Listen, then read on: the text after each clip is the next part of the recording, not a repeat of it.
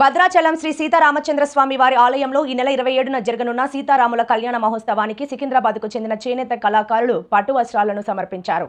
ప్రధాన ఆలయంలోని సీతా లక్ష్మణ సమేత శ్రీరామచంద్ర స్వామి వారికి ఆంజనేయ స్వామి వారి ఉత్సవమూర్తులకు ప్రత్యేకంగా వస్త్రాలను తయారు చేస్తున్నట్లు తెలిపారు. గత కొన్ని సంవత్సరాలుగా చేనేత యంత్రాన్ని భద్రాచలం తీసుకుని వచ్చి కళ్యాణానికి ముందు భద్రాచలంలోనే పట్టు వస్త్రాల తయారీ ప్రారంభించి కళ్యాణ మహోత్సవానికి అందజేస్తున్నారు.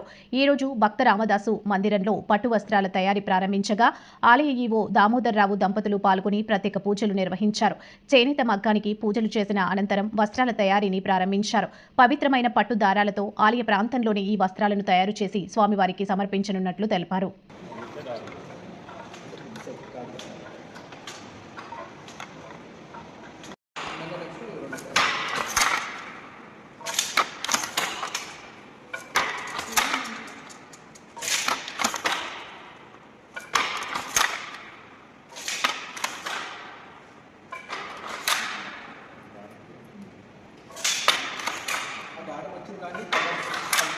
దాంట్లో వస్తుంది అది కొంచెం పర్లేదు.